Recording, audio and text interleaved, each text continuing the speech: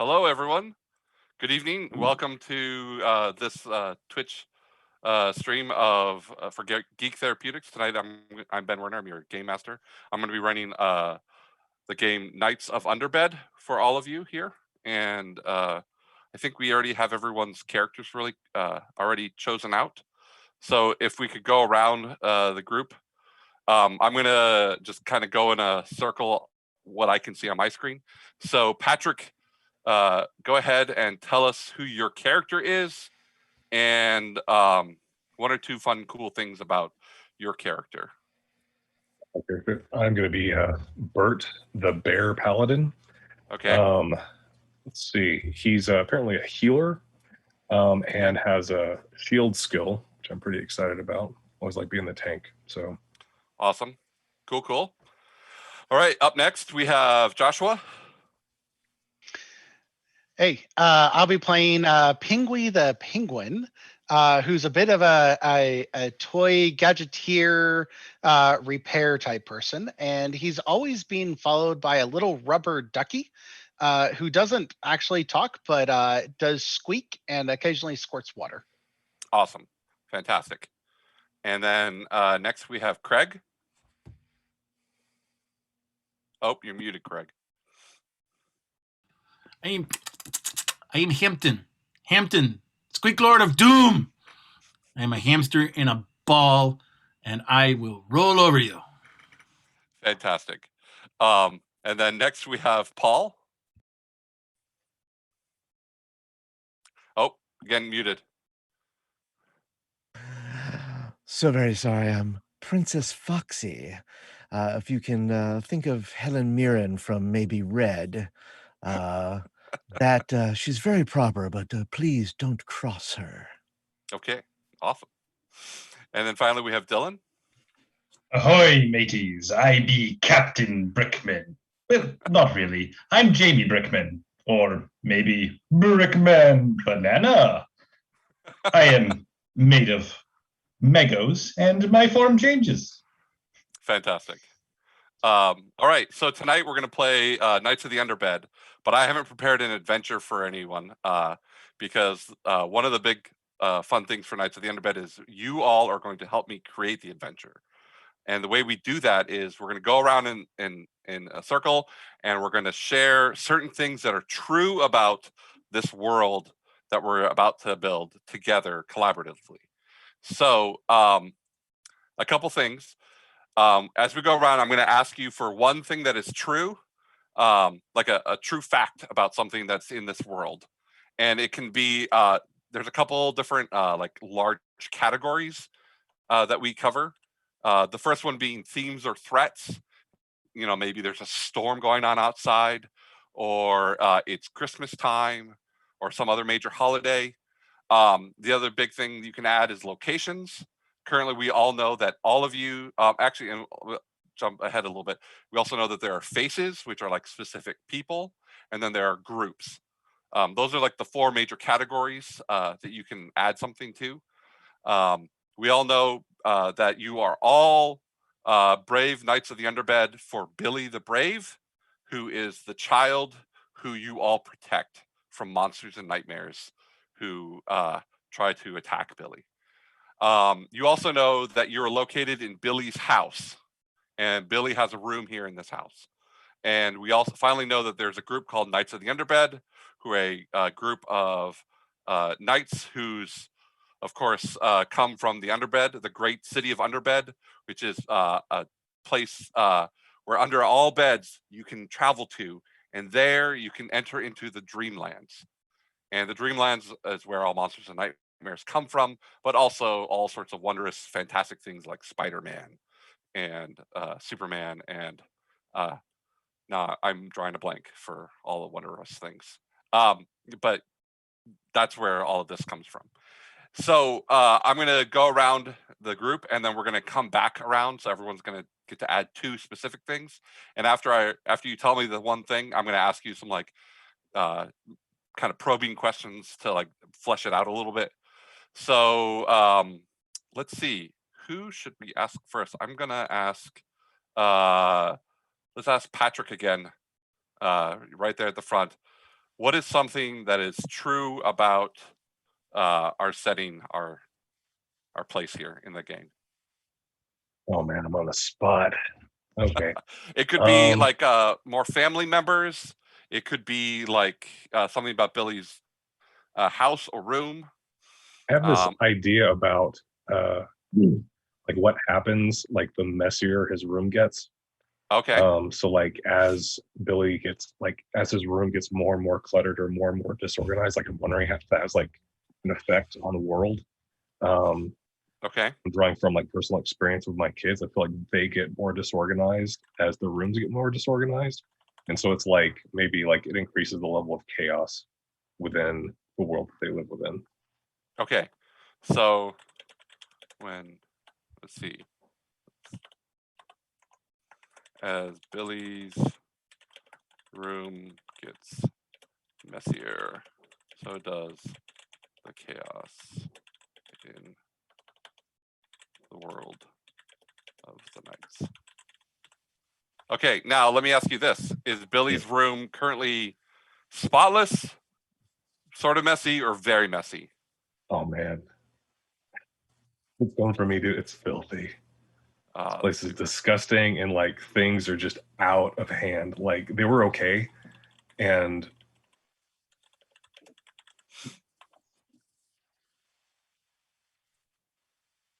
what was that? They were okay and then they were okay, and then it's just gotten more and more insane. Okay. So the once peaceful world that we lived in is now topsy-turvy. Okay. Alrighty. Joshua. So two things. One is that Billy has a younger sister who is still crawling around, just starting to crawl, not running yet, but also means that almost all toys are always within reach. And the other part is that the house itself is a 2-story house, and Billy's Actually, room. hold on. Let's So sorry. Save that for the next time. When we come back to you, let's talk more about the younger sister. Do you have a name for the younger sister? Let's go with Anna. Okay. Anna.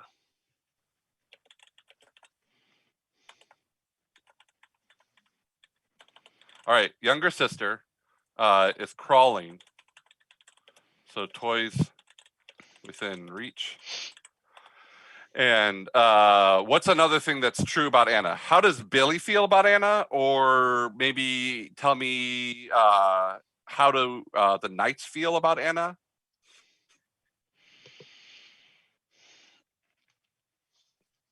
I'll take the easy route out and say Billy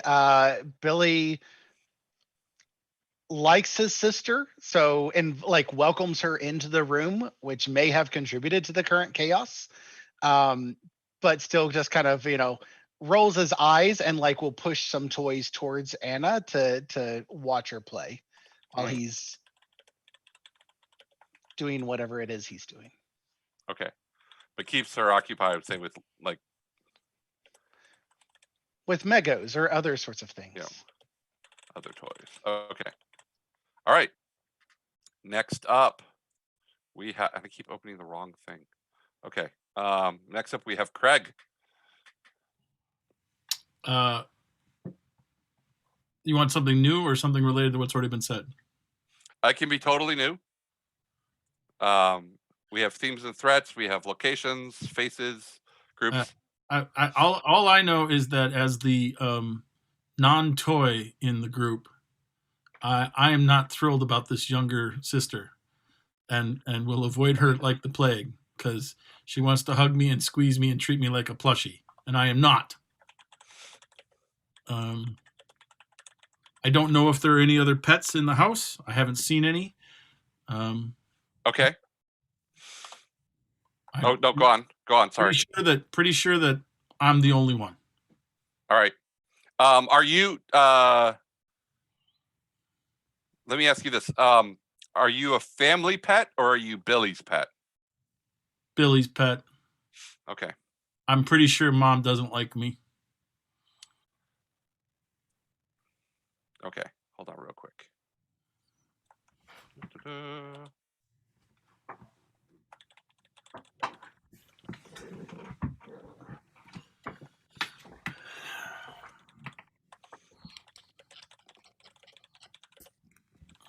Hampton, where is your space age hamster hideout with all of your tunnels and whatnot? It is on the windowsill near between the bed and the closet. And it's multi-level. I can go up to the windowsill and I can go down to the floor. I'm not supposed to get out of it, but I'm pretty sure that your hamster ball has a connection to one of the tunnels so that you can go into the hamster ball and seal it and then, explore this terrain, this alien terrain of a messy room, probably. I'm not sure that they intended that I should be able to get into the ball on my own, but I am Probably not. I am much more resourceful than they give me credit for. Right. And it's between, where did you say, between the bed and the window? Bed in the closet. It Bed and goes up to closet. the window and down to the floor. Okay, cool. All right. So we've got a little bit more about Billy's room. Paul. Well, yes. Because of all the dirt, you see, these villains called dust mites have invaded under the bed, and they must be dealt with. The dust mites. And tell me other things that are true about the dust mites. Well, Are they more like bugs, or are they like sentient dust, or are they something else? they are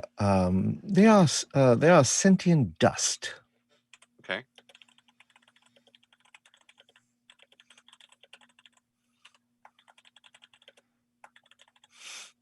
And what is it that they are trying to accomplish? Well, I believe they would like to take over this room. I think they would like to simply make us vanish by making us filthy and dirty, making us either have to go to the washing machine or be tossed away to the thrift store. Of course.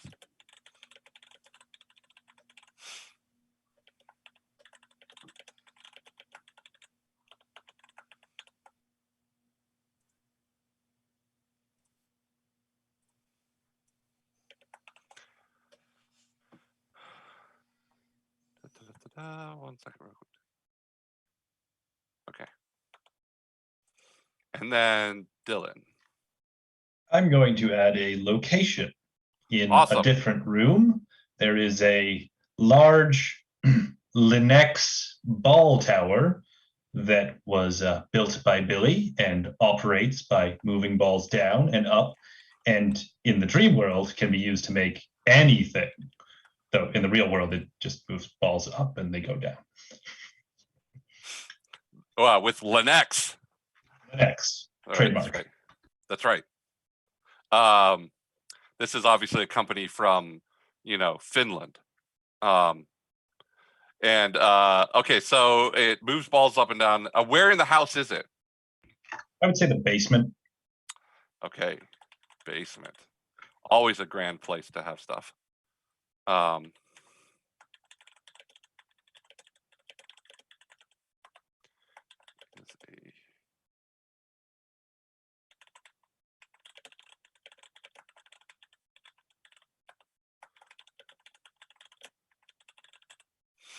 Okay, so it's a large Linux ball tower, moves balls up and down, but it is in the Dreamlands. It can create anything.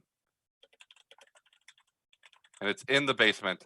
Tell me one other thing that's in the basement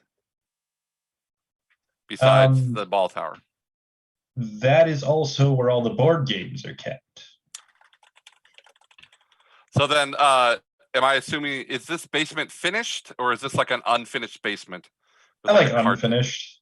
It feels more in line with the chaos theme. Cool. All right. All right, now we're gonna go back the other way for stuff. So Dylan, you get to go again. All right. There is a hand-me-down toy that has been around for decades to accompany us and maybe even guide us. But it's not Billy's. It belongs to someone else. All right, what is the name of the toy and what type of toy is it? I'm going to say it's a transforming toy, can be a vehicle or a animatronic man machine. Excuse me, I'm having too much fun with this. No worries. And its name should be called Robotus Primo. I'm sorry, you cut out. Was it Robotus Primo? Robotus Primo. Let's see real quick here. Where was that? Yes.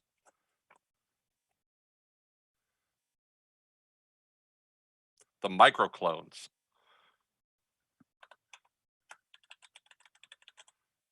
Okay, and it is a transforms between an animatronic man and a, what was the vehicle? I didn't say one in particular. Let's go with the Okay. truck. Okay. Hand me down.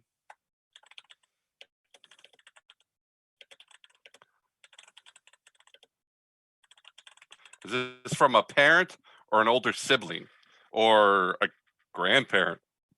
I'm fine with any if someone else wants to add a character. Okay. And then one last thing. You said, you actually already said. Okay.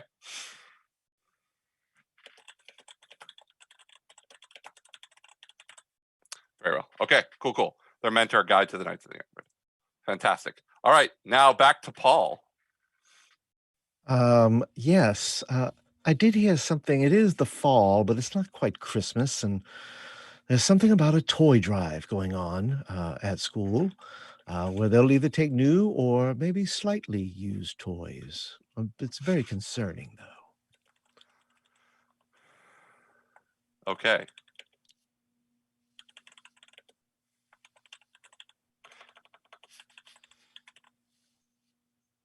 And I'm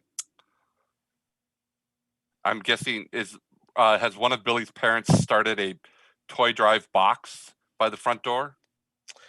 Yes, they have, but they're leaving it up to Billy to make these choices to decide which toys he'd like to give. Okay. I have a list of nominations, by the way, if you care. Is there are there any other details you want to add about the toy drive?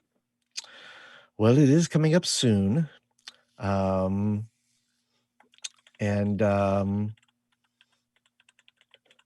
you need to make decisions soon? Yeah, a decision must be made soon. Yes. Okay, so this is our Chekhov toy drive. It is. Yeah. Okay. Craig.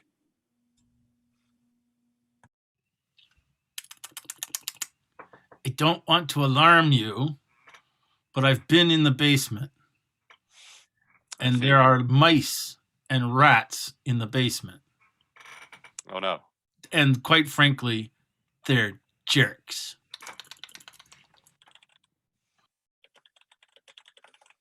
Well, the mice and rats that live in the basement, are they organized? Are they like an outfit? Or are they just like, multiple warring clans of mice and rats? The mice are together. They're a family. Because you know how mice are. Right. The rat is all by itself, and the mice are afraid of the rat. I am not afraid of the rat. Not really. Can't prove it.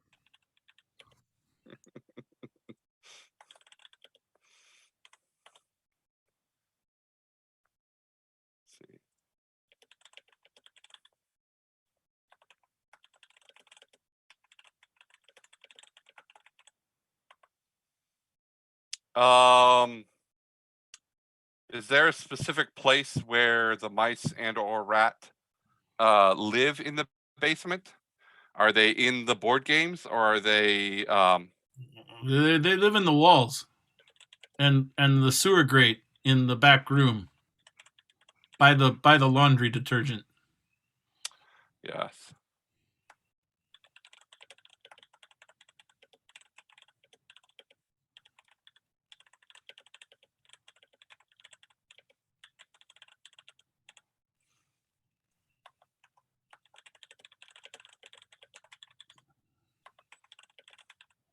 The games are delightful.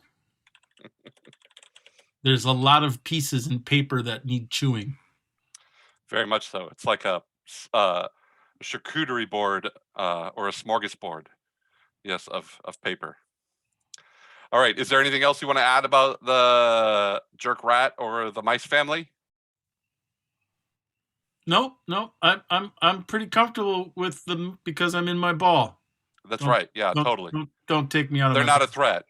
Totally. Don't take me out of my ball. That's right. Not don't scare. Yeah. All right, Joshua. All right. So Billy and Anna's mother, Camille, is a very busy woman, but she tries to keep everything clean. But she also wants to give kids, her children, creative space. So while Billy's room getting chaotic, getting dirty, isn't something that she likes, she encourages him to clean his room on his own and doesn't like necessarily want to come in. The truth is that she's a tired mother, who works during the day and is taking care of the rest of the house as well. So On his own. Is Camille Camille? Camille.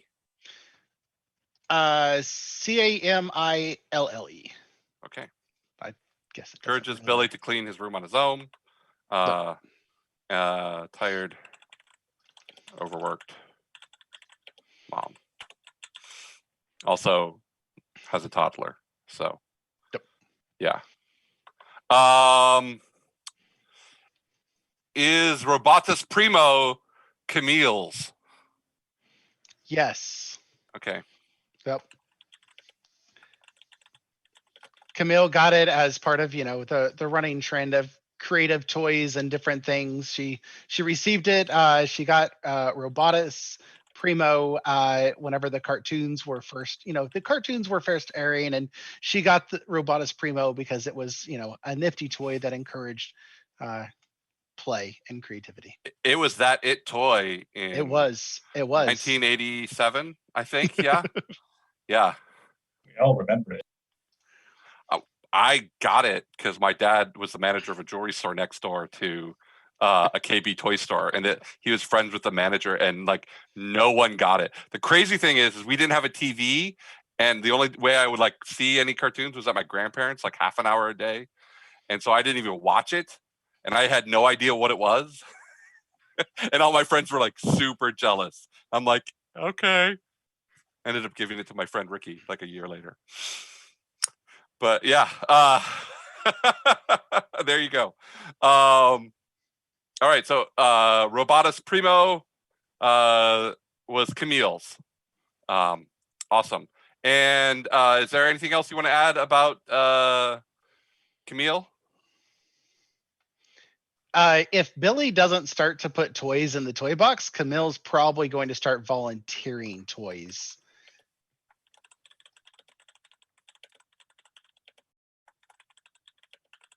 Okay. Very Hampton well. is not a toy. True. I mean, schools always do need more pets, though.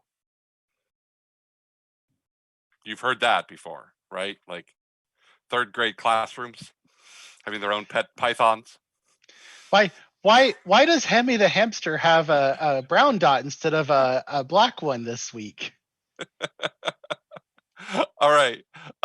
Finally, back to Patrick. All right. Okay. So since the underbed is a portal to Dreamland, Mm-hmm. I There can be multiple portals. Okay. By the way, we So also have the portal with the ball tower. Sorry, but go Okay. ahead. Oh, I gotta write that down. Hold on. Gotta get this lore down. All right. So there's multiple portals. So we have the one under the bed, and we have the ball tower.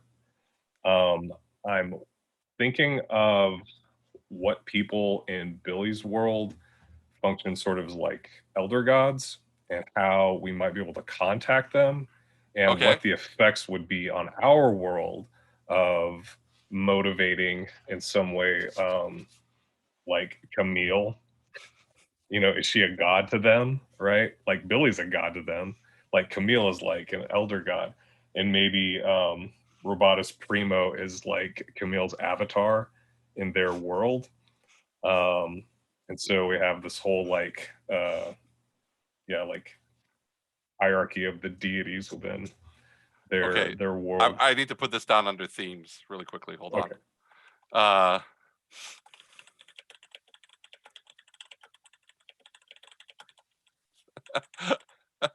This is awesome.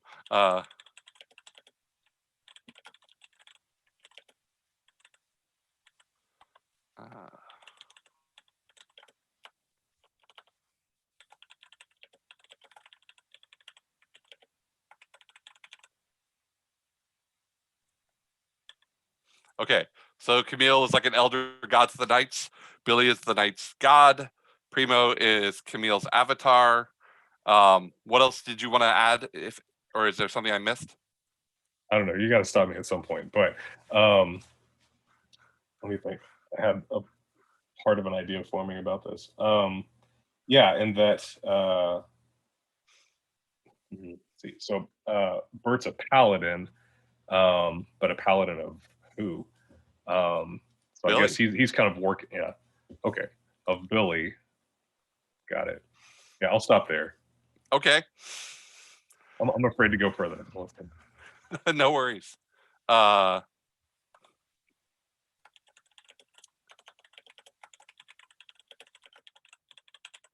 Okay, so it is 30 minutes into our stream right now. I'm going to take 5-10 minutes to look at all this amazing stuff you gave me, and I'm going to come up with an adventure for all of us.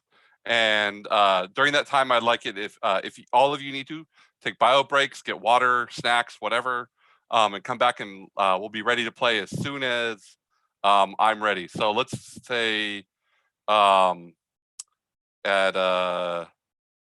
like it's going to be 30. It'll be 41. So it's 6:31 my time. So 6:41, or so let's say 6:42 my time, or whatever your time is. All right, be right back. 10 minutes, everyone.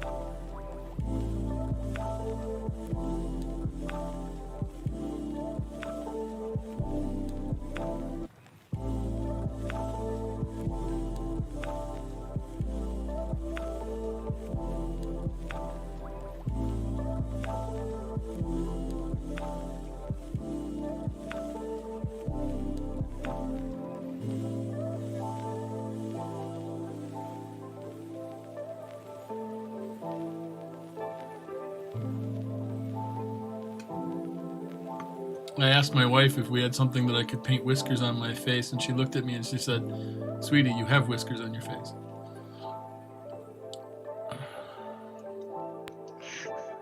Appropriate answer. She's the smarter one. Yeah.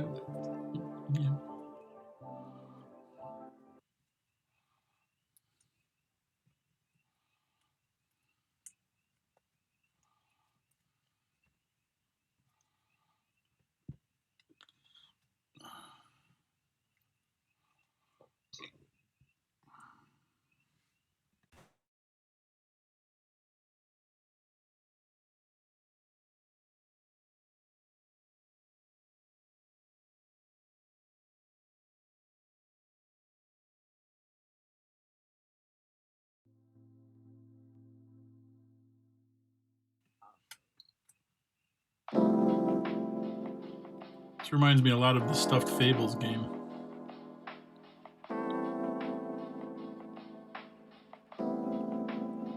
I don't know when that came out. I think it came out, maybe around the same time as my game did. Oh, this is your game. What? This is your game. Yeah. That's my name. We did the Kickstarter in 2017, but the 2019 is when this finally got printed because of life and all that stuff. What was I gonna say? Yeah, I think Stuffed Fables came out like right before my Kickstarter happened, and I had never heard of it at all. Also, there's like a board game, I guess, that's like similar to this. That is like also something I hadn't heard of. So there's definitely this like genre of like toys coming to life sort of thing that exists out there that like kind of in the zeitgeist. The thing that actually inspired me was not just telling stories to my kids and Toy Story, but also there was this like sepia toned black and white image of this little kid sleeping on their bed and this teddy bear with a wooden sword pointing the sword up at this giant horrific looking monster that's like reaching over the bed towards the kid. And I'm almost certain, like anytime I describe it, like at least half the people that I'm talking to are like, oh yes, I've seen that, right? Like that, like right there, I was like, this needs to be a role-playing game. And my friend John was like, well, you better write it. And I was like, gosh dang it, okay. And so I did. Yours is more of a role-playing game. The Stuffed Fables is more of a, I mean, it's kind of role-playing, but it's really designed for kids, and it's a map book game. Oh, okay, yeah. So that's what I was thinking. Yeah, the role, like it's more of a it's a hybrid between like a role-playing and board game. Yeah, with a lot more dice and things involved. Yours is a simpler system. Yeah. I definitely wanted it to be a simple system. I wanted kids who are like early readers and maybe even a couple kids who are pre-reading, if they had like a parent with them, could play this game. I want it to be pretty straightforward, to focus on the story. There's also another one where it's an older version where you actually play with real stuffed animals and give them stats and they battle each other and things like that. Well, I don't remember what that one's called, but I've played it. One of the things I did in playtest was I told people, show up with your toy or your plush and we'll make your character. And we did that a whole bunch, lots of times. I've had a BB-8. We created BB-8 in a game once and all sorts of fun stuff. All right. I'm almost done here. Sorry, I distracted you. The worst. It's okay.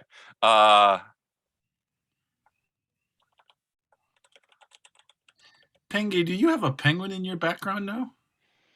This is actually the artwork from the book, from the Kickstarter. So I switched it. You can't see it on stream because it's cropped down. But yes, it is the artwork from the Kickstarter of the troop of toys that we are playing as, fighting versus a shadow. Yeah, there it is. Very impressive. Very impressive. It's it's part of the troop, right? Like not Hampton and Brickman aren't in the art for that because they were going to be expansions that because actually insider note, this started as a card and dice game, where it's a co-op. I'm actually gonna probably next year, when things are calm and I'm not doing my masters, or I'm not in the intensive for my masters, I'm gonna put the card and dice game out. Basically, you choose a kid and a knight, and you combine them, and each one has a different power that you get. And then there's the deck of monsters, and then there's a house, which is like their cards as well. And you have to keep the monsters out of the kid's bedroom, and you roll dice and match them to the monster cards, and that's how you defeat the monsters. And then the nightmare is the last card, and if you can defeat the nightmare, you win the game. So yeah. All right. So I have let's see.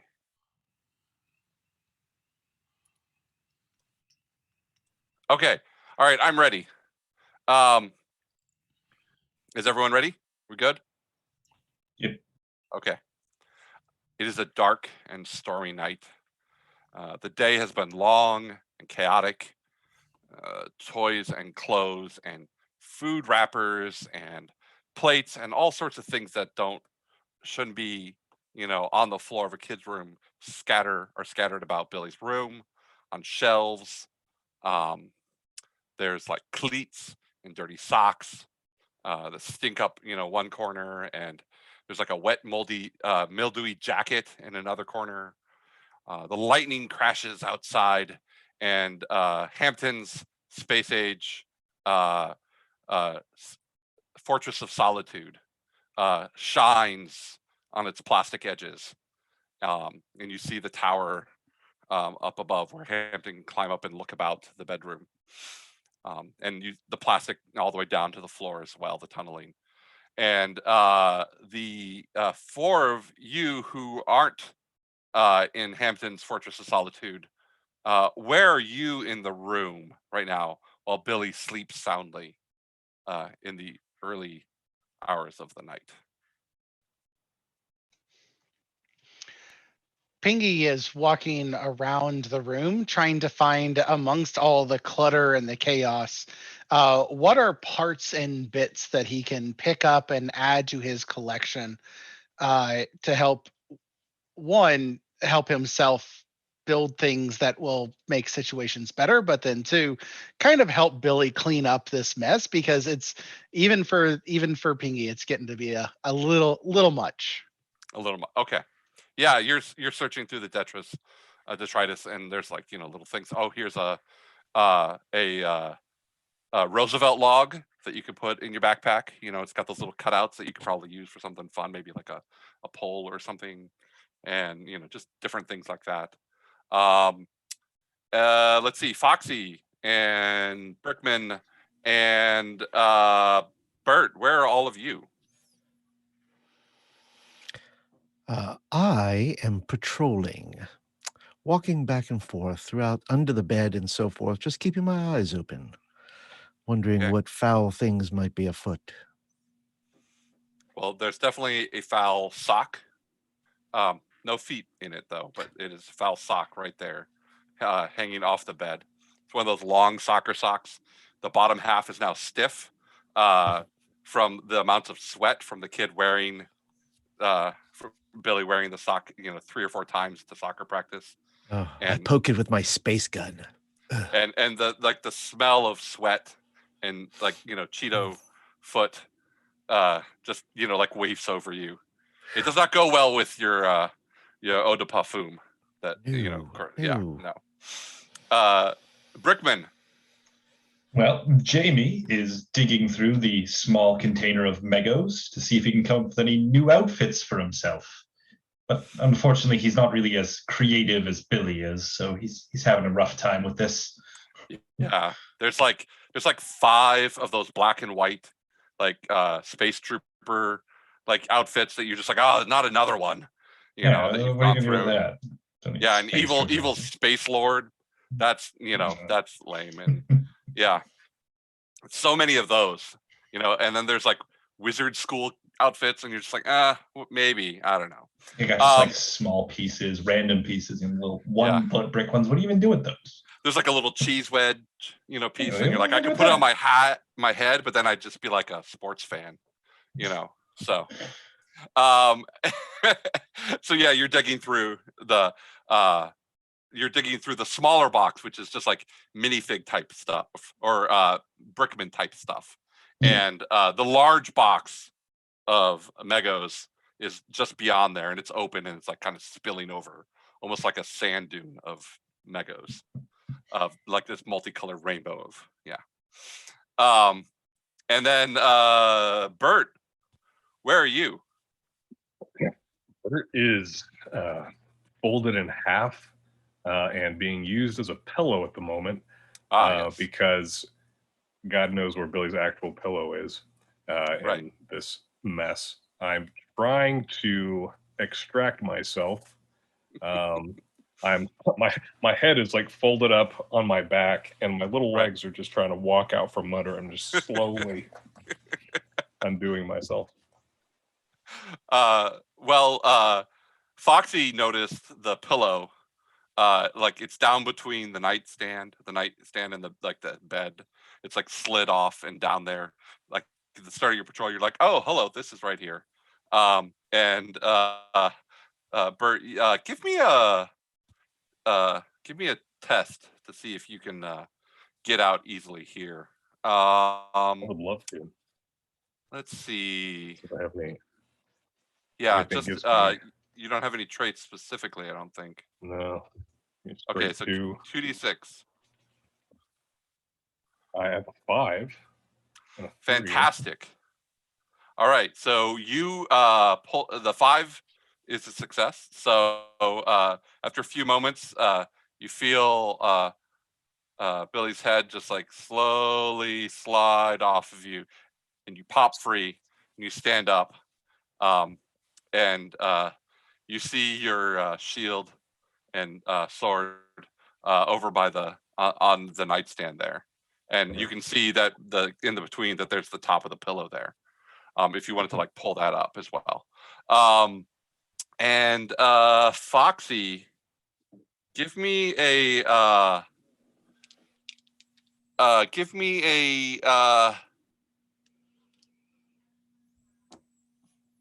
test, like a perception test. So that's just going to be a straight up 2d6 for you.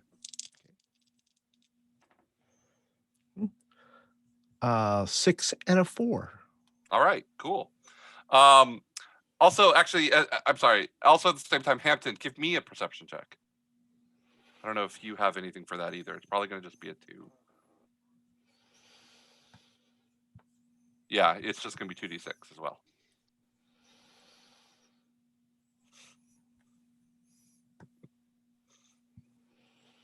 Okay. All right. So you are busy looking out, surveying across the vast, chaotic landscape of this room, the hills and valleys of dirty laundry and toys lying about. And Jamie, you are deep in the Migo container. Penguin, you're out patrolling amongst the craziness, and Foxy, you are just finishing your first rotation around just like right under the edge of the bed, and you hear the shuffling sounds of dust mites, and you look underneath the bed, and normally that's a way you would walk through to get to the Dreamlands and to the great city of Underbed, where all knights of the Underbed who have retired go to reside, where the great citadel of the Knights of the Underbed is, and the goblin markets and all the great wonders of the city of Underbed. But it also can be a passage to anywhere in the Dreamlands.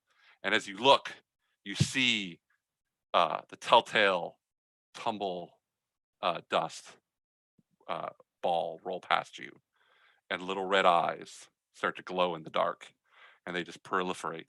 And everyone roll me initiative.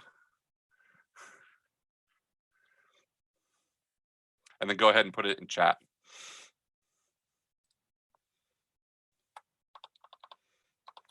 I forget, what is initiative?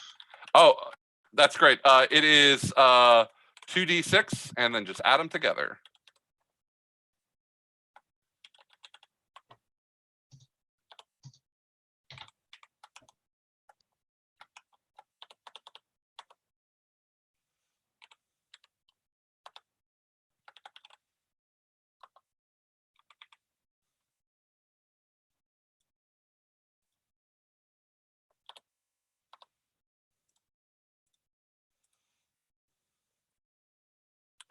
Okay, Bert. I have as Hampton has vigilance. So do I roll 3 dice 6 for that, or is that just a trait that comes in at certain times? Oh no, you roll 3 dice for that one. Okie dokie. Okay, so Okay. Then that's an 11. all right.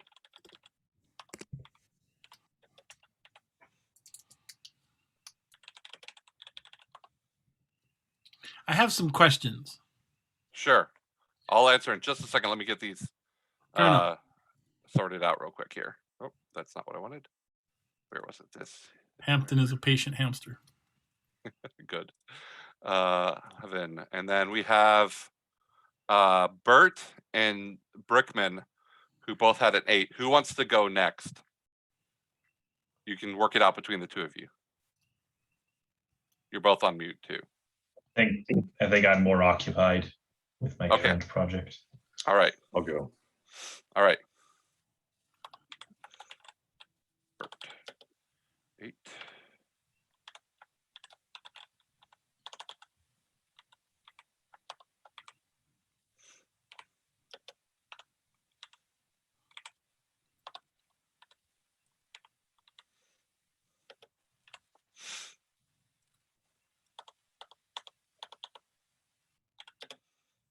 Let's see. So Penguin is a 4 and Foxy is a 5. Okay. Cool. All right. So what was your question real quick? So in my solitude, Fortress of Solitude, is Billy responsible for cleaning out my shavings, or is that a mom thing? Well, since Mom kind of gave Billy the job of taking care of Billy's room, it would definitely be a Billy thing. So the chaos outside matches the chaos inside? If you're a fastidious hamster, it may be that you've organized it better than anything that Billy has done. No, I'm not. However, it does mean Okay. that I need to go out and communicate with Billy that it's time to clean out my solitude. Yeah, of course.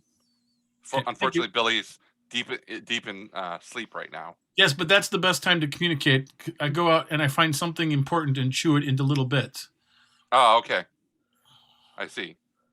Yes. So I will move towards my hamster ball. Okay. In fact, when you start moving down towards your hamster ball, Foxy, because you noticed on your perception check right before initiative starts, you get to act if you want. You get one action. You can either rush towards them. You can also, as a free action, call out if you want. I would Or- have a system for this, and I believe I have a flashlight under there that I would jump up and down on multiple times, which is the dust mite warning system. Okay, of course, yes. So, All right, fantastic. So, Hampton, as you were climbing down your tunnel down towards the launch bay for the ball of doom, you see the light flashing from under the bed. You know, the dust mite warning system, exactly. So you quickly climb into your ball. You seal the hatch. You turn it real quick, and it's now your turn to act. You have 2 actions. You can where did I put my thing? Oh, here we go. You can attack, you can move, you can evade, and you can focus. And Right. you can do any of those twice or any combination of those. So my first action is going to be to move, Okay. get the ball rolling Okay. towards the underside of the bed, at least the border of the underside of the bed, Yep. to see what I can see. All right. Because your hamster ball of doom is so awesome and it takes 2 traits, one of the things that you get to move 45 inches in a round instead of the standard other things, although it cannot climb things. So you get in the ball and you start booking it, and you run right up to the edge of the bed, and the hamster ball goes tick or clink as the bottom of the bed frame and the hamster ball kind of run into each other. So you're slightly, it's like no vehicles over this high into this area. So you hit the edge, and you see all these dust mites. Fortunately, you don't have to try to get out and get under the bed, because the dust mites are rolling out from under the bed. This wave of barbarian dust mites, if you will. Okay. Are they out far enough where I can make an attack on them, or do I need to taunt them out? No, they're coming out. Okay. All their red eyes and their piles of dust. I will roll over them. Okay. Give me an attack roll. Okay. You want to use your hamster ball of doom, I'm assuming? Of course. Okay, so you roll 2d6. Yep. 2d6, standard roll. I rolled a 2 and a 5. Okay, fantastic. You smash down, because you do 2 points of damage with your hamster ball. You smash down 2 of the dust mite horde that is rolling forth.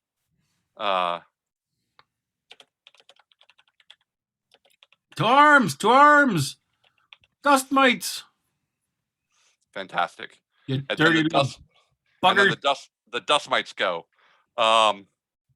And Foxy, a swarm of small dust mites come towards you, and they all swing at you, but they're small and ineffective and dusty, and the most that they do is they cover you in some dust, and don't actually do any damage to you. But their fierce chittering of their little dusty voice, and their little red eyes pierce you and chill you to the bone. Hampton, another set of dust mites try to attack you, and one squeezes through the air holes in your ball, gets inside, and shoots itself. It squeezes through, and you look up at it and you go, ah! And it shoots down your throat and makes you cough, and cough up dust, and just the worst dry mouth ever. And so you take 1 point of damage. No. Now, does that foregoes the 3 points of armor that I have from my Yes, ball of doom? It does. Because they're attacking. Well, that's just not right. I know, it's terrible. They're dust. They can get everywhere. Okay. All right. And then where was that? Bert, you see down below you on the ground this puff of gray spreading out from under the bed, as it rolls over, like Hampton rolls over some of it, and then just this wave of dust rolls over top of Hampton's ball. And you think you hear Foxy down there too. You definitely saw the light going off. Did I miss my opportunity to shout to get out of his air hole? You can shout that. Can I do that as a free act? Okay. Yes. I shout that. Get out of his air holes. And can I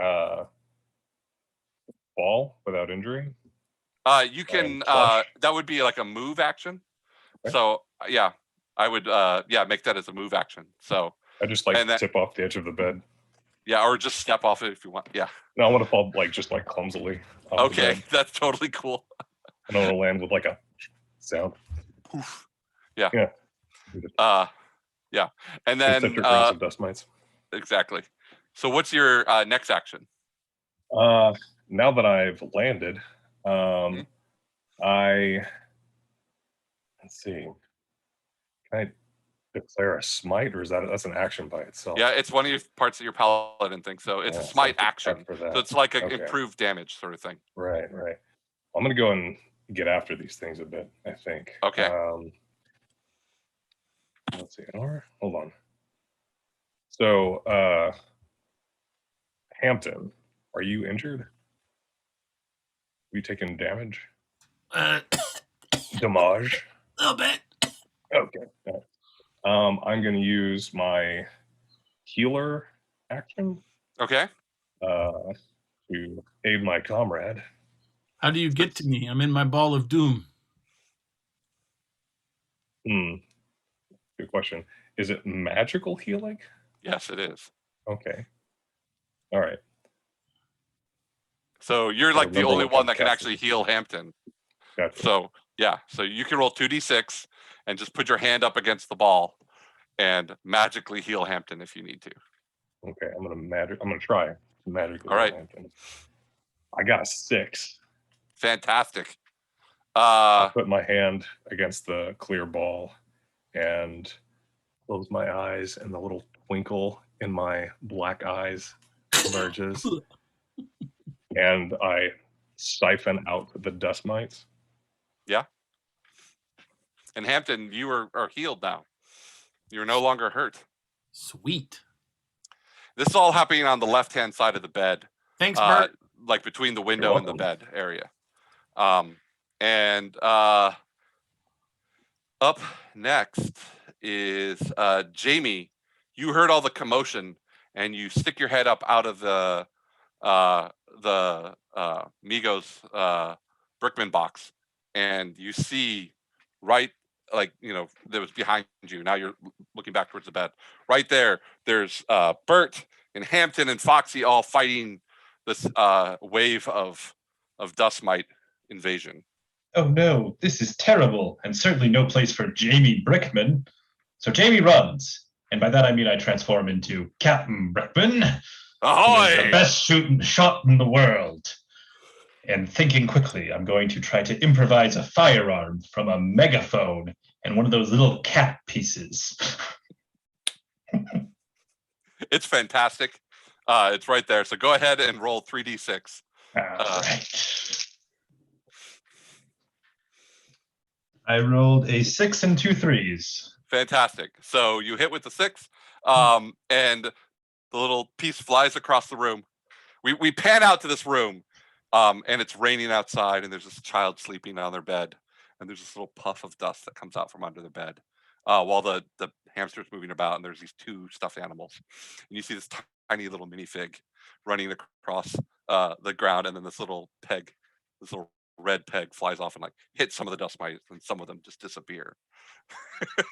And then we zoom back into the action, and the music swells again, loud, and and that goes to Foxy. Let's see. I'm going to I'm going to try to use my my space gun. Fantastic. That's right, because you are a space princess. I am a Right. space princess. Yep, you're space fox princess. That's right. Yep. Billy's pretty creative for being the brave kid. That's right. Yeah. Absolutely. So I guess that would be 2d6. Mm-hmm. Actually, you are. I think that's your. Oh no, yeah, it's 2d6. Sorry, go ahead. Okay. Nope, I got 2 2s. Okay, you fire your space blaster, and the dust mites are just too fast for you. They get out of the way. They're just choo, choo, choo, choo. Pew, pew, Um, pew. Pew pew pew. Pew Of course. pew. Pew pew.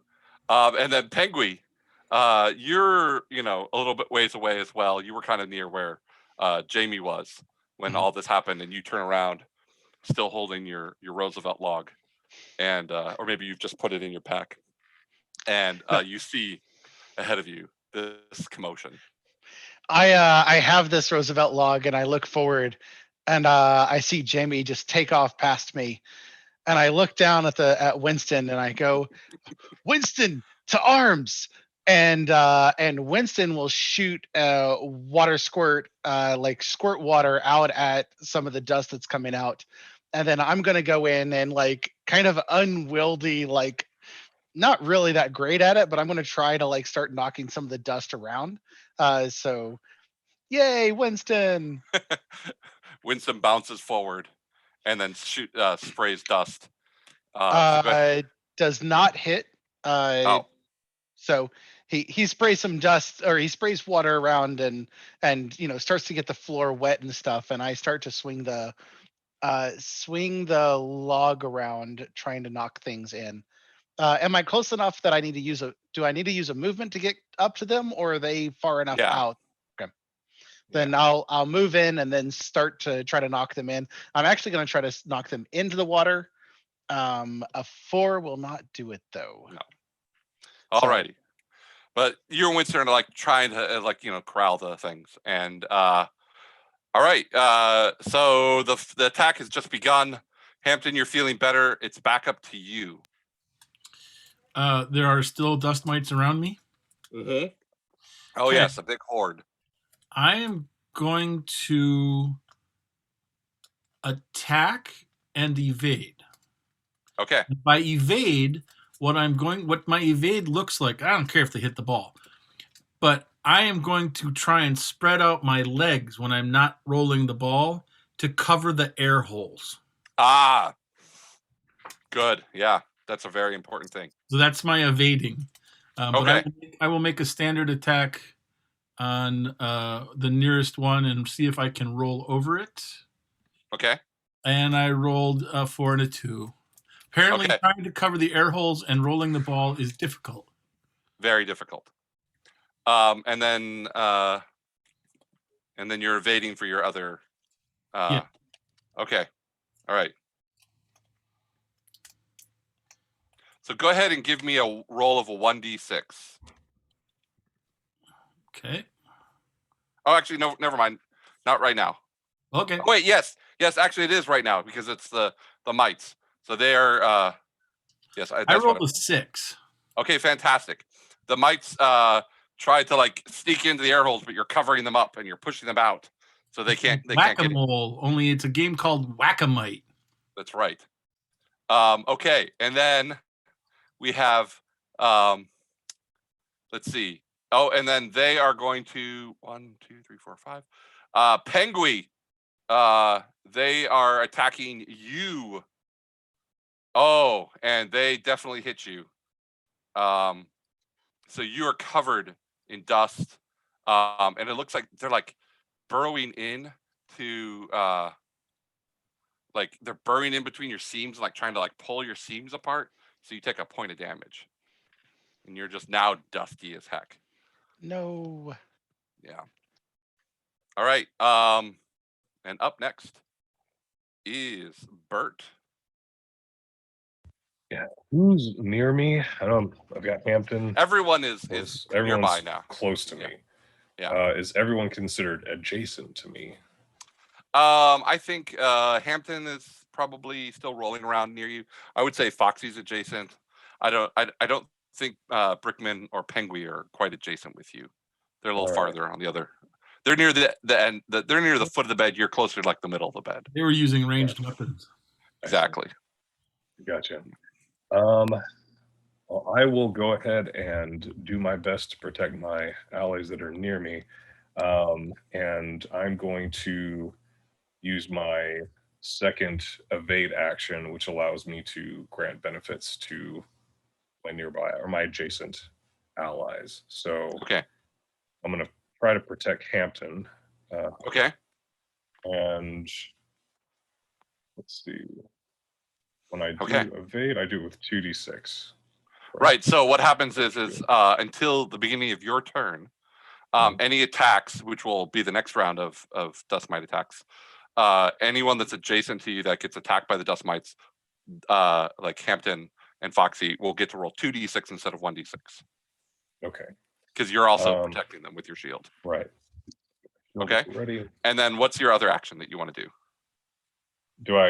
Is that so? It's a 2 out of 2 on my sheet. Does that mean? Does that say what it?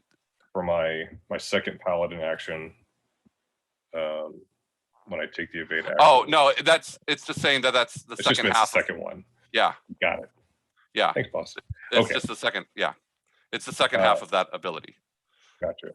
Yeah. So I do that. I have a 5 and a 1, so my 5 wins, and I can also attack from my position. So I'm going to, let's see, I'm going to You try wanna to smite? knock some of these mites off of my bud Hampton here, Okay. so he can breathe through his air holes and stuff. All right. There's a 6 and a 1. Okay, so the 6 works. So you just scrape the mites off of the Hampton's ball, and now it's uncovered now from the dust. And so that would be Jamie. All right. I'm going to run up to Penguiny if I'm not already near him. Okay. And then can I focus Penguiny by giving him some fencing tips? Yeah, that's totally fine. You can All right, totally help perfect.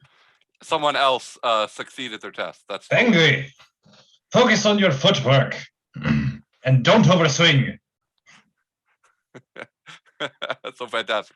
So, Pengui, your next attack test or your next skill test will succeed at a 4, 5, or 6. All right. That's awesome. Foxy. Yes, I'm going to, let's see. So I am adjacent to Bert behind his shield currently. Is that right? Yeah.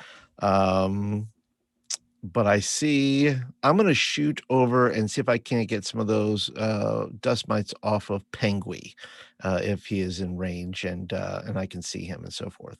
Sure. Yeah.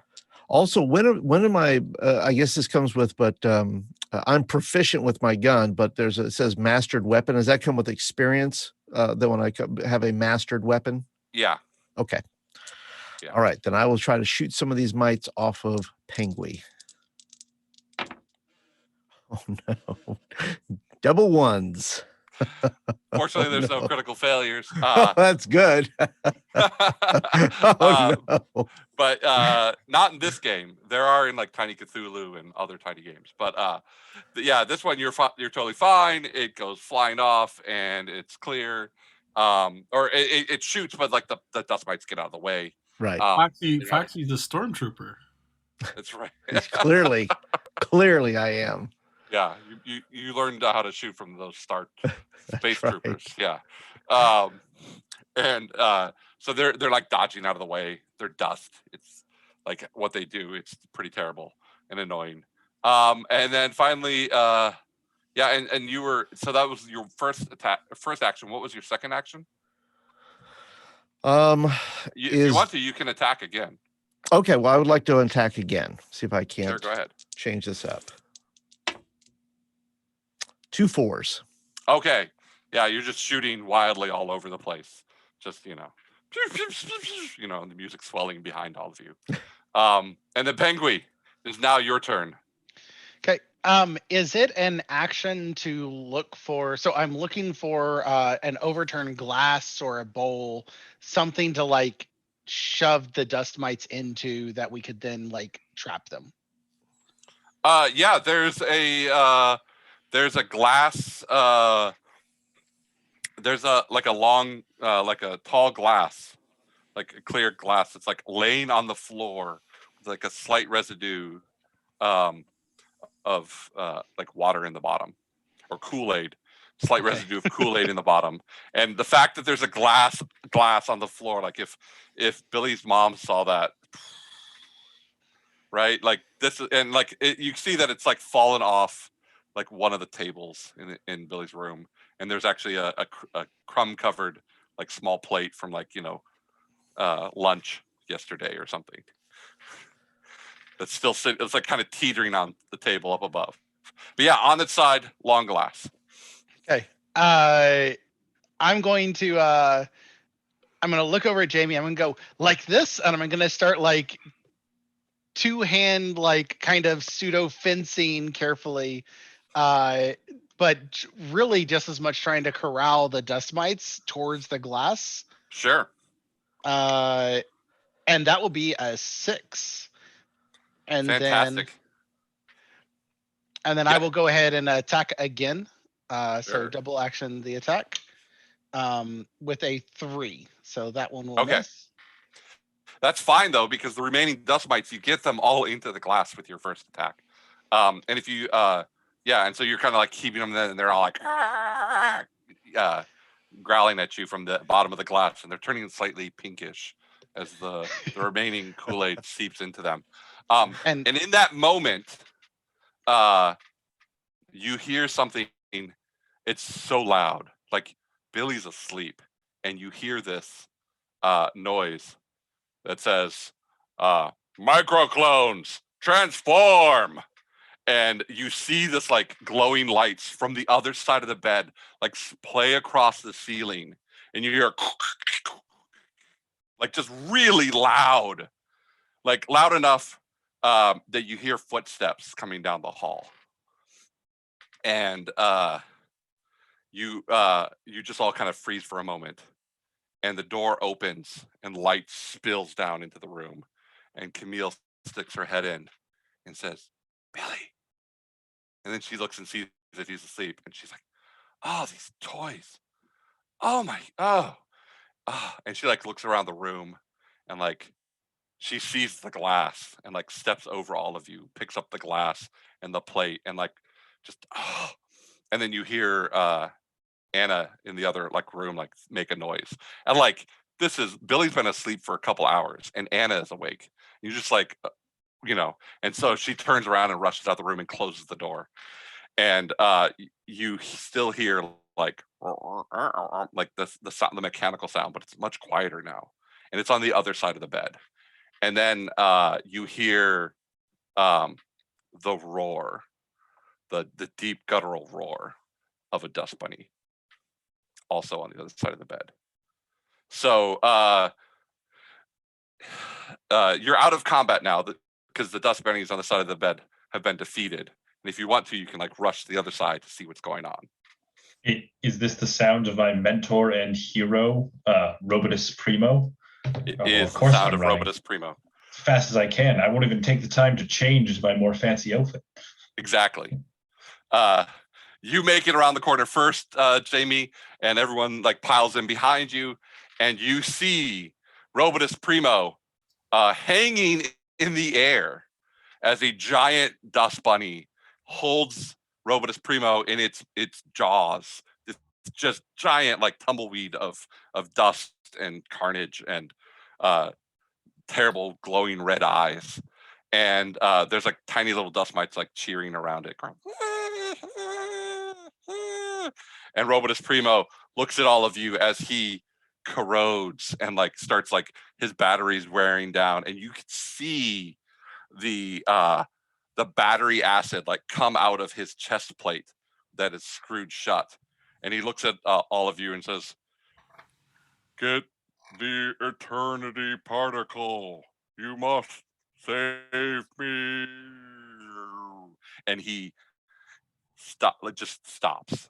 And he is now dusty and covered in like rust, like he's been like left out in the rain or something. Like he was immaculate looking just like seconds ago. And then as the dust bunny just like swoops into him and like disappears inside of Robotus Primo. And the other little dust mites, and then they drag him off under the bed. No. I assume that I cannot get there before that happens. No. Yeah, that happens as you're like coming around the corner. That's like this whole like, he rusts and does this, and then the little dust mites run off. I think I said that they drag him under the bed, but they don't. They kind of like drag him over and then like drop him, and then Hampton will try and slam up beside the bed. Of course, she's like, ah! Yeah. Pingy immediately runs over, tosses the log into his backpack, and pulls out the screwdriver to go see if he can do any repairs on Robotus Primo. Robotus Primo. Okay. So Robotus Primo has seen better days. You note that Robotus Primo is broken, but he's also corroded. So you use I'm not even going to make you roll. You use the screwdriver. The little rusted screw comes out. his chest plate pops open, and inside is the great eternal particle, and it is just foamed over with acid. This big thing, and it has the giant lettered E on the side of it for eternal particle, of course. And it's just like corroded there, and he's just like, staring out ahead of him, frozen in a sort of rigor mortis of seized gears. You can bring him back, right, Pingy? I need another, and like I need the other eternal particle to bring him back. Do I know offhand where I can get one? Or do I think I need to go to the basement to the device downstairs? I know where we can get one. The device downstairs, the large Linux ball tower would definitely, if you were able to get into the Dreamlands, use that to create a new Eternity particle. Foxy is knowledgeable, I believe. I'm educated, so I know yes, things. Educated. So they know something. So Foxy might know, might have an idea. Would Hampton know from running around the house? Possibly, yeah. I know that there's a toy that runs on that thing in the box. So go ahead. The big ones or the little ones? Is it 3 little ones or 2 big ones? Yeah, this is one really big one. It's an E for no. eternal particle. I mean, the other thing is, it might just be his time. Maybe we should just take him and throw him in the box. Don't say that. Don't say that. He was always there for us. Dare you? Listen, better him than us. You know that the toy drive is coming up, and that box should be full. I can't believe what I'm hearing. Let me see what I can do before we jump to that conclusion. I think this should be easy enough with the right thing. I think I can do this. I'll exit my ball and look for something to gnaw on. There's plenty of stuff to gnaw on. There's lots and lots of Roosevelt logs. It needs to be something that I can make a real mess with, because that's the only way to communicate with Billy that it's time to clean the room in my cage. Are these what did you call them? Roosevelt logs? Roosevelt logs. Yeah. Yes. Listen, these don't happen to be related somehow to Hampton, because there are these logs that are laying around possibly where maybe Hampton has been. Are these no? These logs? are big reddish logs with like little cutouts. Okay, just checking. Okay. Yeah. Fake news. That's right. Roosevelt logs and Hampton pellets. There is a Foxy would know what it says on the cover of this book on Billy's nightstand. There is a book, and Foxy, you can see that it says easy reader level 8, and it's some adventure story, and then you see that it's got a plastic tag on, like a plastic sticker on it that says like Carter Middle School number 68 on it, and clearly this is like a library book. Perfect. And Hampton, that this is sort of the thing that we'll get Billy's I will attention. attempt, while you're all fixing the thing, I'm going to climb up and chew a book. Okay. So Foxy, give me an education roll about knowing where eternal particles or eternity particles are. And that's 3 dice, right? Yeah, because you're educated. Yeah. Right.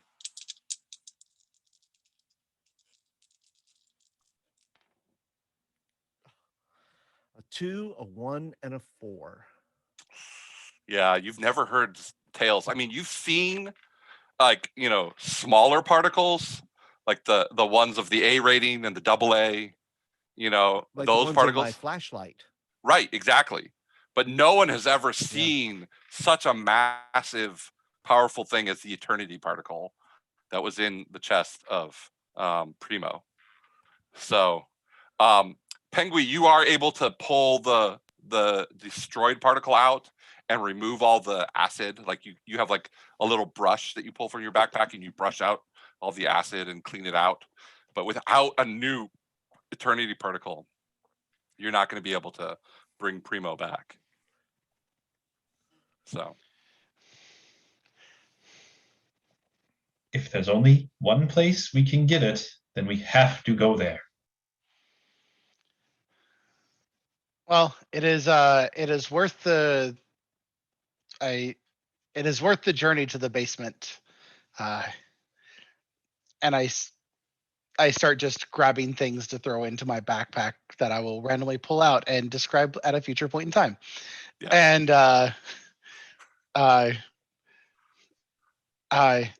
how late is it? Or is everybody going? Do we have to be concerned about Camille catching us? well, while you were all dealing with this did take a little while, especially with the chewing of the book. It's a very important, specific process that Hampton has to go through, to leave the proper particles out. The lights in the hallway turned off and the house got quiet. So you're pretty sure that everyone is asleep now in the house. So if you need to journey through the house, then you could do that now. Also, before we go to the basement, Pengy, I noticed that some of your stuffing is showing. Did those dust mites hurt you? I a little bit. And I look over at Winston and it's like, could you squirt? And like he squirts a little bit of water and I try to scrub it off, but it's not necessarily going away. I go, I could fix it myself, but it's not. It's our mission's more important right now. Are you all planning? I'm finishing arranging the particles in a very particular set of piles to because that's how you communicate. Are you planning on going to the basement? We have You've to. been to the basement, yeah. It's nighttime. It is. If it was day, the gods would see us. Yes, but at night the rat and the mice are out. It's a rat. It's a rat. It's like a really big mouse. It Or a looks very like, angry version of Hampton. right, Oh. with a longer With tail, a long tail. With a very long tail, tail. bigger Okay. teeth, I get it. That's beady That's little sort of red weird. eyes, and they stink. Not like me. not like you. A different kind of stink. I smell like cedar. Cedar? I thought I heard her. Bum. Anyway, I do not recommend going to the basement at night. Not I know unless it's scary. I am not afraid. I am not afraid. I can get down there myself in my hamster ball of doom. Getting back up is somewhat problematic. But you all do not have armor like I do, and you would be in trouble. Just saying. I have my shield and I have my sword. I take my cloak and I like majestically whip it around my back and tie it in the front. Fair enough. Prepared. Fair enough. Yep. Bert and I work well together. Yes, we do. All right. So is it decided you're all going to go to the basement? Unless there's another place to go that anybody can think of. That's No. where Pingy is. Pingy knows that he can fix anything if he gets to the basement. Box is on the way to the basement. Stop at the box first. See if there's one of these things Okay. there. Then That's a good have idea. to see the rat. Not that I'm afraid of the rat. I'm not afraid of the rat. No one said you were afraid of the rat. Okay. Good. I did. I think he said he was afraid of the rat. I believe I've Not heard afraid that of the once rat. before. Not afraid of the rat. As you have this discussion as you go to Billy's door, and fortunately it's not completely latched shut, which is a good thing because it would be hard. You have someone climb up there and get the latch and hold the door open. Everyone gets out, and a whole process. So you're able to push the door open, and you're walking down the hallway. I'll get into my roller ball and roll.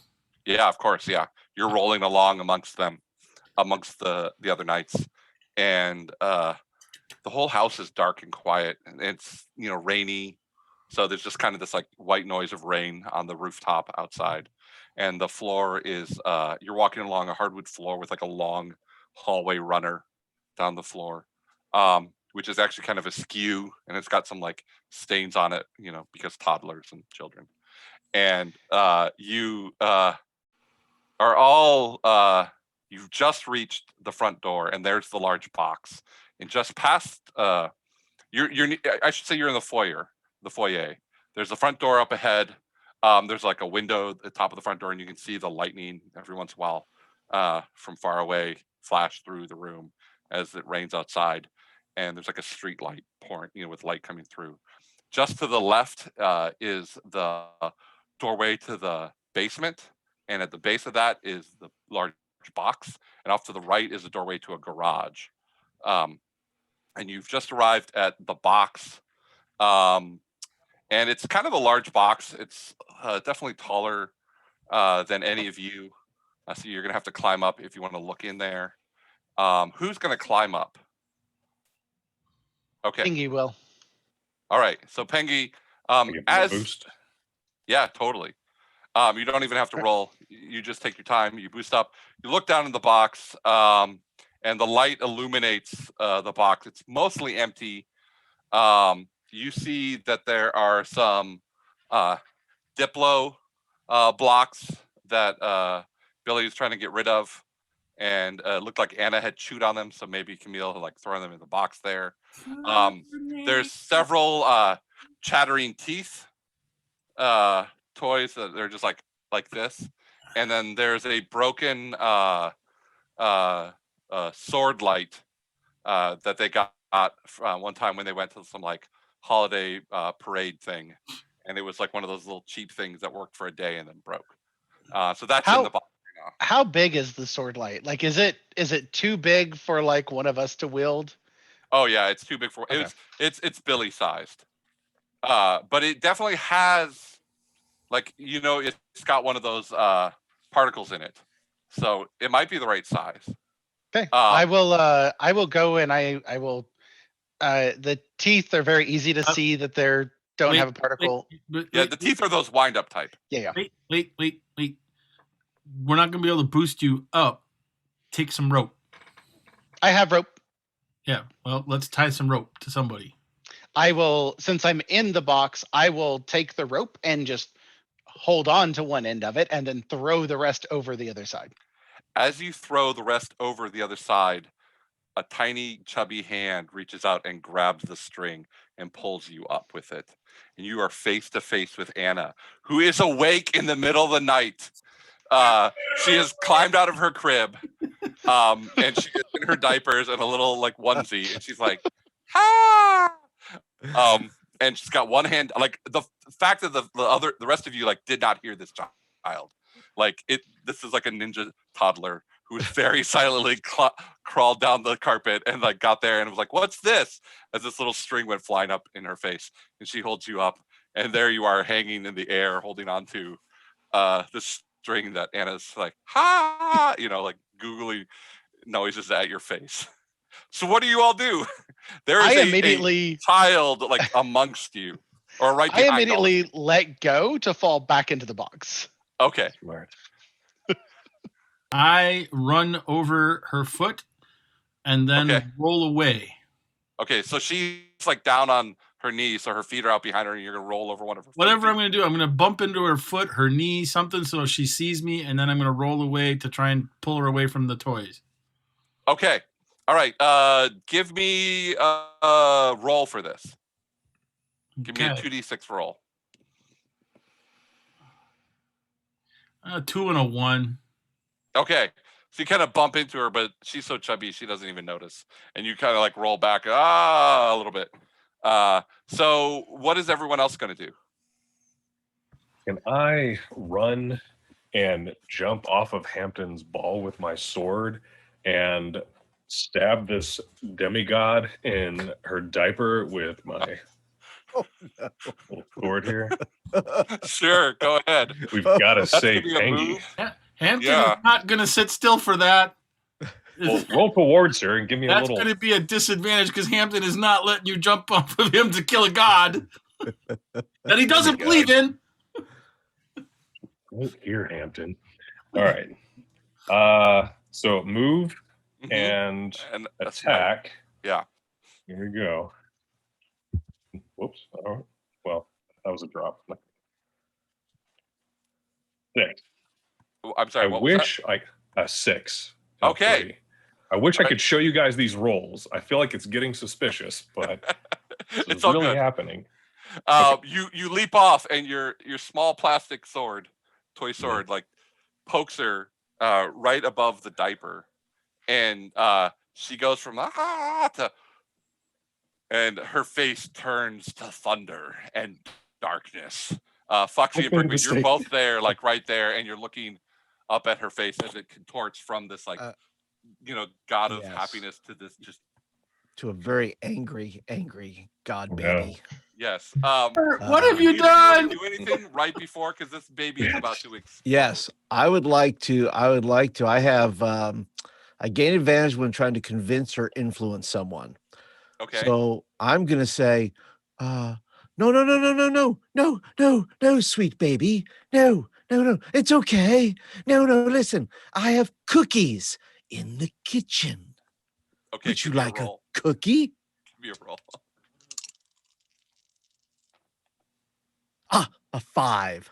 Okay. A 5, All a right. 4, and a 1. Okay. Brickman, is there something you wanted to do?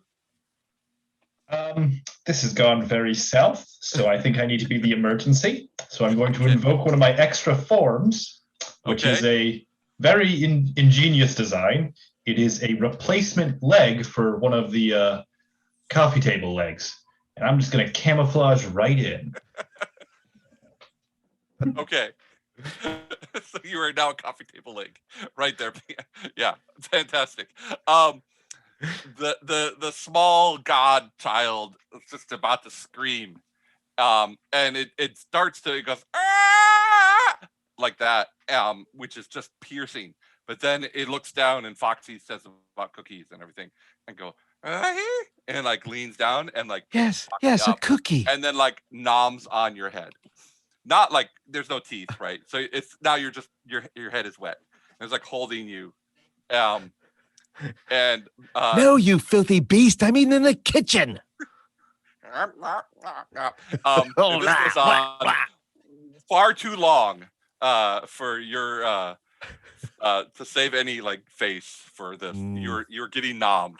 But about maybe 30 seconds later, the hall light, like there's you hear the door of the parents' bedroom open, and the hall light switch like switches on, and the hallway is lit with light, and Camille looks her head out and goes, Anna? And then she sees Anna and goes, oh my God, child, it is far too, you should not, how did you get out of bed? And she's just kind of incoherent. She picks her up. She sees all the toys about, and she grabs, she's like, this is not yours, and pulls Foxy's wet head out of Anna's mouth, and then puts you in the box, takes Bert and everyone, and then sees Hampton's hamster ball. Doesn't seem to be very clear. Grabs Hamster, the ball, and puts it in the box, and then damn it, walks down to the hallway to the child's room, puts the child in there, turns off the hall light, closes the door, and you know that it's going to be a while before she comes out, because she's going to have to put Anna back to sleep. Winston, you're not going to do me any good in here. And I pick Winston up and I throw him back out of the box. Okay, that's fine. Do we have about 15 more minutes before we do? We have 15 Okay. minutes until we're over with the session. So I'm going to say you make it out of the box. You make it down the stairs. I will exit the ball and chew a hole. Okay, that's fine. You can also check in the sword of light. Yep. There are particles, but they're expired. They're leaking a little bit of acid themselves. Gross. Yeah. I shove them back in the sword and just leave it where it is. Yeah. And you're able to open the door to the basement. And the basement is creepy and dark. And but there is a light on, like downstairs in the back. It's like like for the laundry area. There's this like light that stays on all night. This like night light sort of thing, so you can see the stairs. And you all bounce down the unfinished stairs, and you can see the the internals of the walls and like the what is that called? Not the siding, but the to keep Insulation. it, the insulation. Yes, that's the word. You see the insulation in the walls, and you come downstairs, and there's this like large folding table with folding chairs around it, and then up against the wall there's a series of bookcases with a bunch of board games on there. And at the base, between two of the bookcases, there's a small hole in the wall. And then over on the left side, there is an area with more, what are they called? Linux. Yeah, there's a box of Linux, which were probably Camille's or maybe Billy's dad, one of the two, and that was their stuff, but Billy's like been playing with it. And it was a box of like previous stuff that hadn't been opened, and Billy recently opened it and built this ball tower. And then off farther, even like kind of behind the stairs, there's where the light is coming from. There's the laundry area, and there's a sewer grate over there, like a drainage grate. And you can smell the detergent and like the kind of like the mildewy smell of like, this old washer and dryer and whatnot. And also you hear the hum of the hot water heater that's down here as well, and like an air exchange and a heater exchange. So there's like that whole sort of like mechanical hum going on right now. So yes. Can I finish healing Pengy? Yeah, if you want. If I'm Pengy's still lacking a hit point. I'd like to take some of this pink stuffing out of the walls, and I go to Pengy and I'm like, your stuffing's getting a little thin there, pal. Let's fix it. Don't eat the pink stuffing. Don't. I nom the pink stuffing. It's fine. I Fine. Yeah, and I pull out I actually pull out a small sewing kit. And as you hand it to me, I will take it and aid you in May I? just like Putting stuffing. Yeah. Okay. Yeah. And now I'm an overstuffed penguin. That's right. And you're very warm. You're very warm. And a little itchy. Okay, I'm done. So what do you see? So you see the Linux ball tower over there. So what are you all going to do? Hampton does not believe in the powers of the Linux tower. So Hampton will instead stand guard by the sewer grate to make sure the rat doesn't come out and beat on his buddies. Okay. All right. And I'll head straight towards after Bert has healed me. I will head towards the tower. Just make a beeline straight for the tower. Okay. Yeah. I will.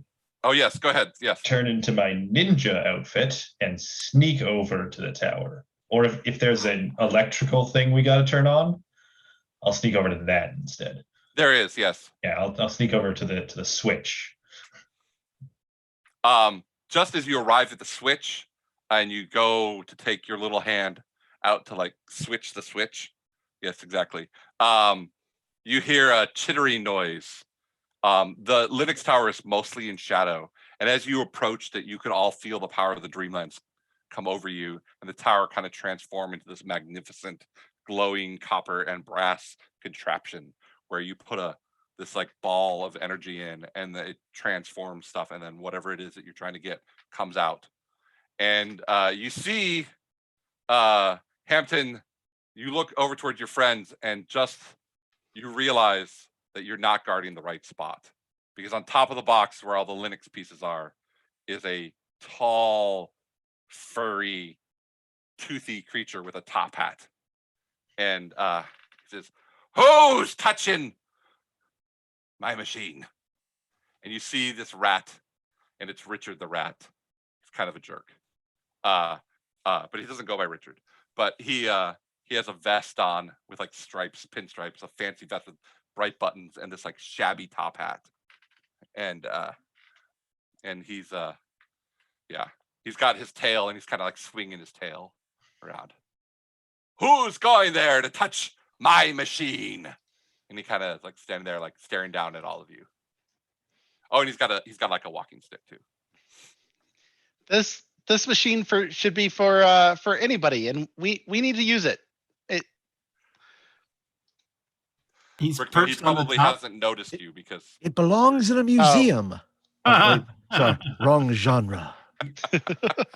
He's perched on the top of the Lennox Tower. Richard the Rat is on the box next to the Linux Tower. Everyone Oh. else is around the base of it. Brickman, being in their ninja outfit near the switch, is in the shadow. So when, I'm assuming when Richard the Rat, spoke, Brickman suddenly became one with the shadow. Shinobi. Okay.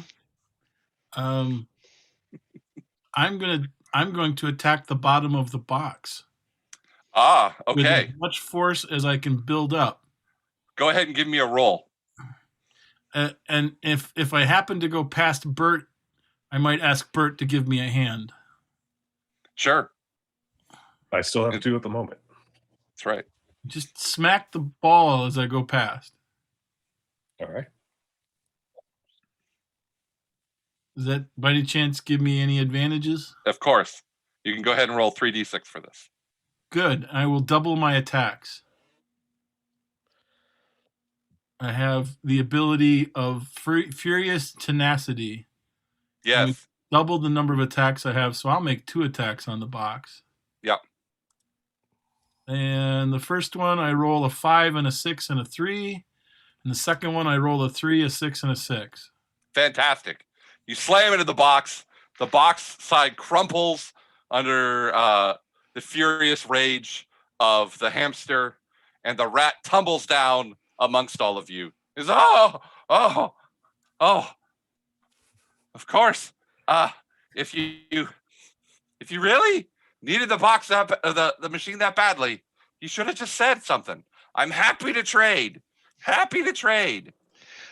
I will take whatever. While I was scrummaging for stuff upstairs in my bottomless backpack, I pull out some food remnants and stuff that was in Billy's room. And so I go, oh, trade, okay, and I start rummaging around. And I find whatever food remnants I pull out, and I give him some cookies or crackers.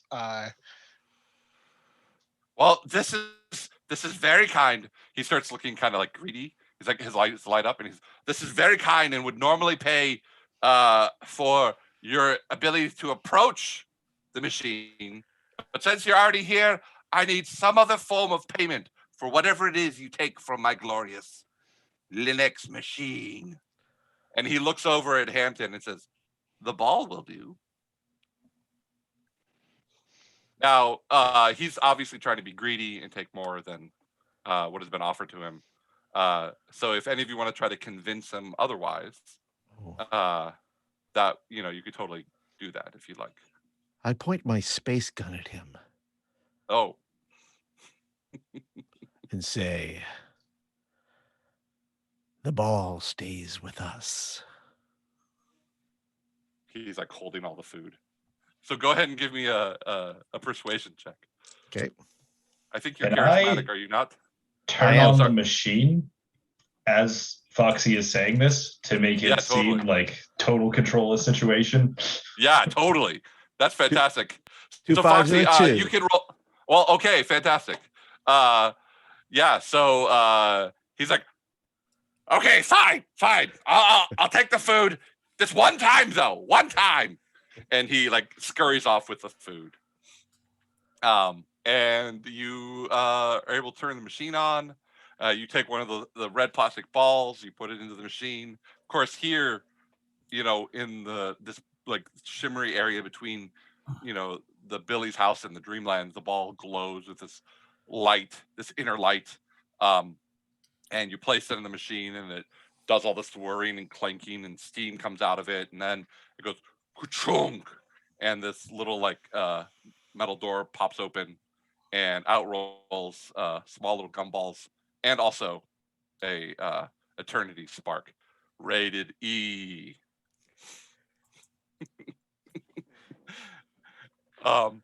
And your journey back towards the bedroom is without problem. You make it back. You're able to put in the Eternity Spark. I say Spark. The Eternity Particle. Yeah. Hampton, we're able to use rope, and I actually grabbed a couple of the teeth out of the box and I pulled those out of my backpack and attach it to the ball, and so we're able to kind of thump you back upstairs. You put the little okay. teeth in the air holes, so temporarily, while you don't have more air, you can become like this treaded ball or something. Okay, as long as We're running out of time, so I'm just trying to get us to like. As long as I get up the steps. Yeah, totally. You make it back to the room, and you're able to put the Eternity Spark into Primo, and he like Eternity Particle. Oh, much thanks to you, Knights of Underbed. You have saved me once again from the dreaded dust mites.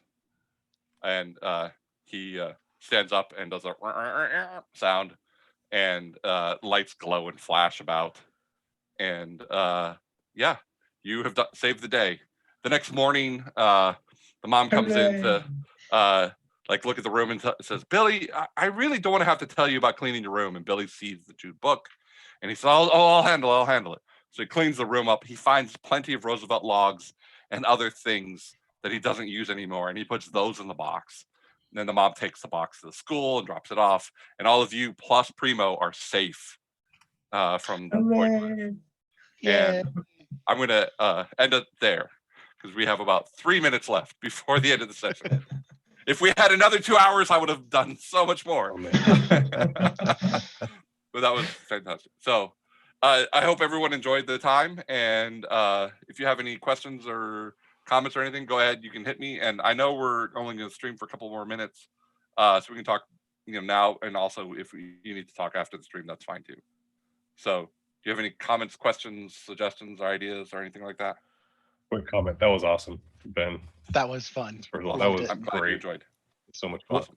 What age groups have you seen this, or how have you used maybe this particular role-playing game with interventions? I'm not a therapist, but I am the designer. So I've play tested this with a bunch of different groups. I specifically, when I was playtesting this, took this to a convention down in Tucson, Arizona, where they have a kids track, and they have an actually very healthy kids track. So there's lots of kids. And I ran this for the youngest child I've ever run the game for was a 3-year-old who was just verbal. And they basically played their stuffed toy that they had brought with them. And their mom was there to help them along. But they had fun. They had a great time. We only played for I think 30 minutes with those kids because their attention span is very short. But I've run this from 3-year-olds to adults. I've done a lot more with 6, 7, 8-year-old kids. They really love this game, and they can really get it. The book itself, like I talked about, and you've seen the rules, they're really short. This is basically all the rules in the book, and I've actually gone a little bit farther because then there's character creation, and then basically there's some GM advice, and then I think it's right about here. The rest of the book is all settings and expanded rules and ideas. So there's rules for characters like Brickman and stuff for the Transformer type stuff, and living animals like dogs and cats and ferrets and weasels and hamsters.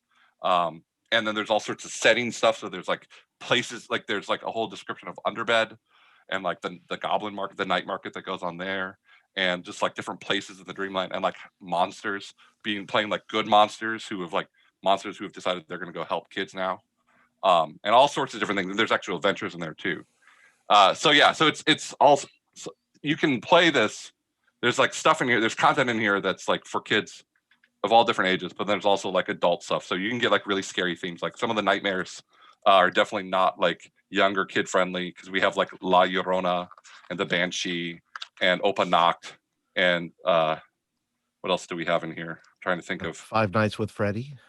Yeah, you could totally do that sort of thing. I mean, I think one of the creepiest monsters in here is the Not Your Parents set of monsters. Yeah, for Coraline.